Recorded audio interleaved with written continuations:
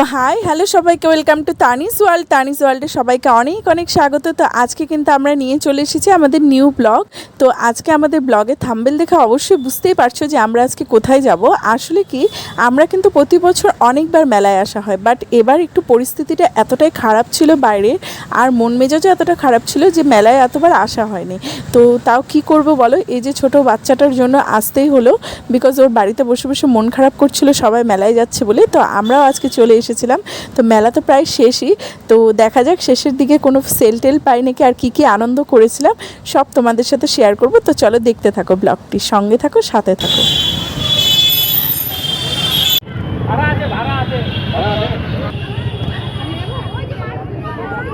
তো দূর থেকে কিন্তু আমার ছেলে মেলার গেটটা দেখে প্রচণ্ড খুশি ছিল, মানে খুশিতে আত্মহারা হয়ে গিয়েছিল। আর দেখো এই যে আমরা এন্ট্রি করেও নিয়েছিলাম। তো গেটটাতে কিন্তু ছিল মা দুর্গা, বাবা ভোলেনাথের ছবি, মানে এখানেই পুরো ছোটোখাটো দুর্গাপূজার ছবি কিন্তু চোখের সামনে ভাসছিল। তো 10 টাকা করে টিকিট ছিল, তো ওর বাবা টিকিট কেটে নিয়ে চলে এসেছে। তো চলো দেখা যাক মেলার ভিতরে কী কী কিন্তু ইন্টারেস্টিং জিনিস আছে। তো চলো দেখতে থাকো।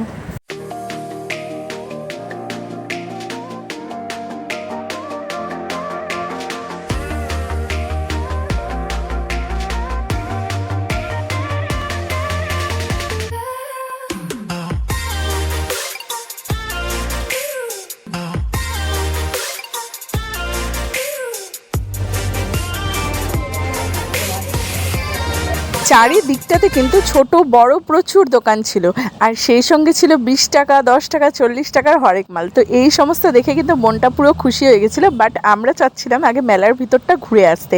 আর যেতে যেতে হঠাৎ দেখতে পারি এই যে যাদের বাড়ি ছোট্ট গোপু সোনা রয়েছে তাদের জন্য কিন্তু ছোট ছোট ড্রেস, পালকি, তো দেখে মনটা বেশ ভালো লাগছিল। আর হঠাৎ ভিতরটাতে ঢুকতে গিয়ে দেখি এই যে খেলনার দোকান। এখানে হচ্ছে আমার যে গোপু সোনা রয়েছে সে কিন্তু পুরো বায়না করা শুরু করে দিয়েছিল যে আগে খেলনা নেবে।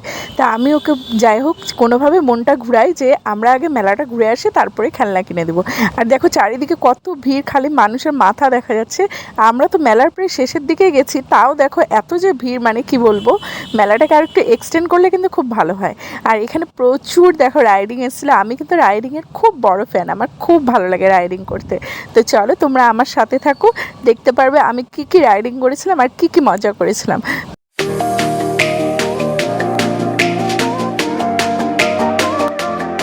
তো প্রথমে কিন্তু যেটা চড়তে চলে গিয়েছিলাম সেটা কিন্তু ছিল কলম্বাসে চড়তে কিন্তু আমার খুব ভালো লাগে। তা আমি কিন্তু এখানে কলম্বাসে চড়তে চলে গিয়েছিলাম, আর ছেলে কিন্তু আমার কাছে আসার জন্য খুব বায়না করছিল। তো ওকেও নিয়ে নিয়েছিলাম সঙ্গে, হালকা হালকা ভয় পাচ্ছিল বাট ওও কিন্তু খুব এনজয় করেছিল। তো চলো তোমরা কিন্তু সঙ্গে থাকো, দেখতেই পারবে।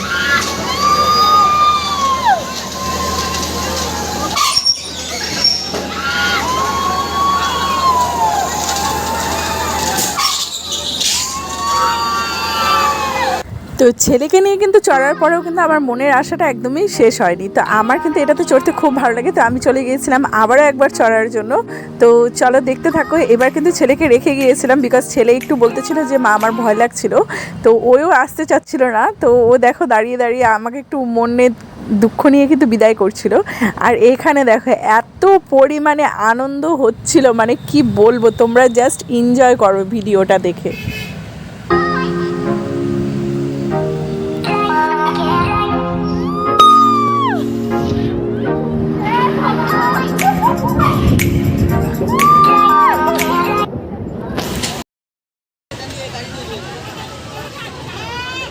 তো আমি তো এখানে অনেক কিছুতে চড়ে নিয়েছিলাম, বাট আমার কিন্তু ছেলে এবার শুরু করে দিয়েছিল বায়না যে সে কারে উঠবে। তো তাকে উঠানো হয়ে গিয়েছিল, তো সে খুব খুশি হয়ে গিয়েছিল। বাট আমার কিন্তু এখনও রাইডিং করা শেষ হয়নি। তো তোমরা কিন্তু ভিডিওটার সাথে থাকো। তো আমি কিন্তু আরও অনেক কিছুতে চড়েছিলাম, তো তোমাদের সাথে সব কিছু শেয়ার করব। তো ব্লগটি কিন্তু দেখতে থাকো।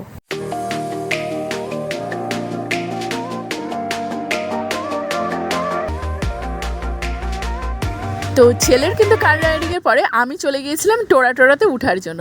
তো আমি কিন্তু বহু বছর আগে একবার উঠেছিলাম, তো সেটা জাস্ট আমার মনে নেই। তো এবার আমার উঠে কি পরিমাণে এক্সপিরিয়েন্স হয়েছিল আর কি ভয় লেগেছিল না লেগেছিল সব তোমাদের সাথে শেয়ার করব। তো চলো তোমরা কিন্তু ভিডিওটার সঙ্গে থেকো।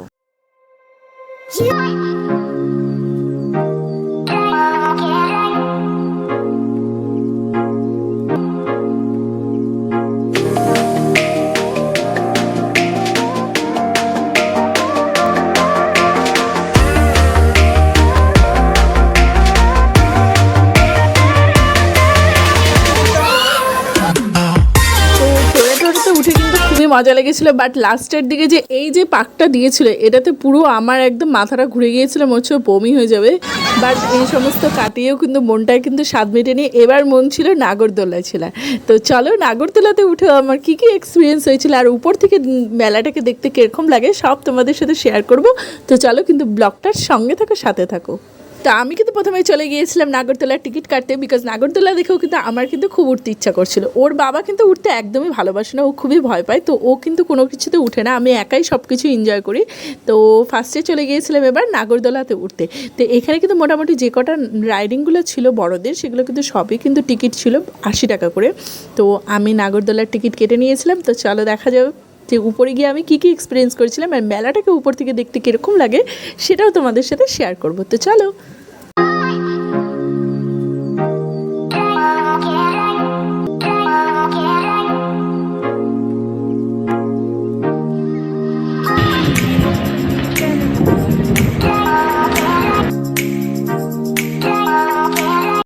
তো নাগরদোলাটা কিন্তু খুবই জোরে ঘুরছিল আর খুবই স্পিডে ঘুরছিল, খুব মজাও লাগছিল আর হালকা হালকা একটু ভয় লাগছিল। আর উপর থেকে কিন্তু মেলার দৃশ্যটা দেখতে খুবই সুন্দর লাগছিল।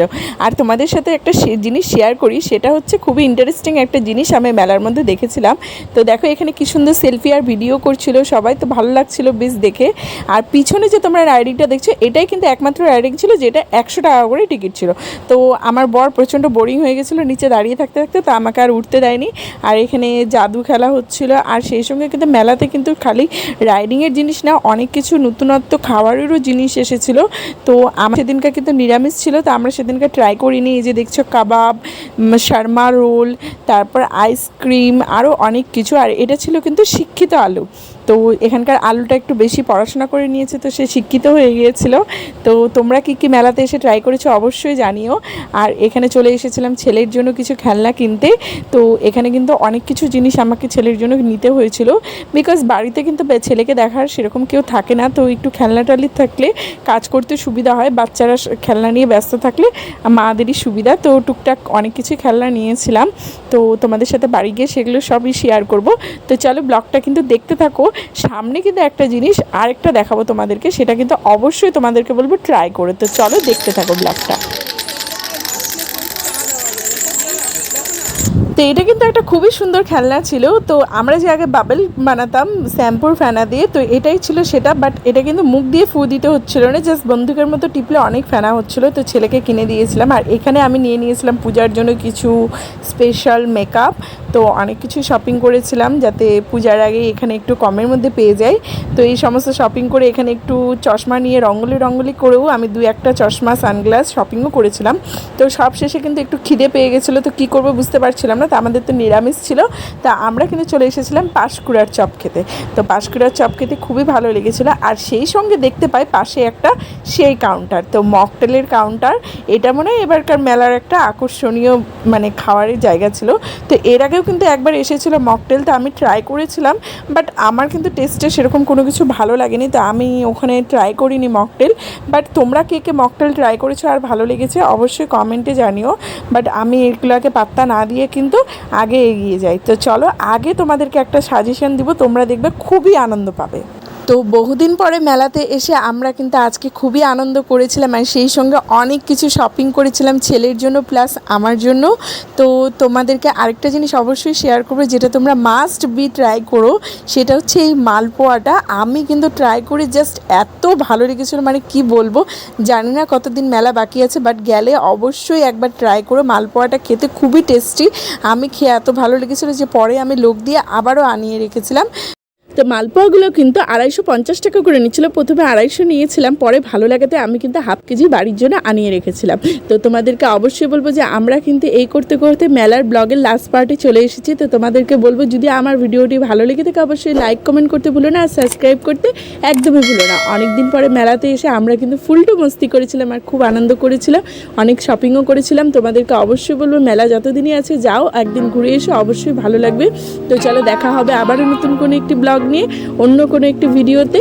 ততক্ষণের জন্য টাটা বাই বাই, ভালো থেকো, সুস্থ থেকো।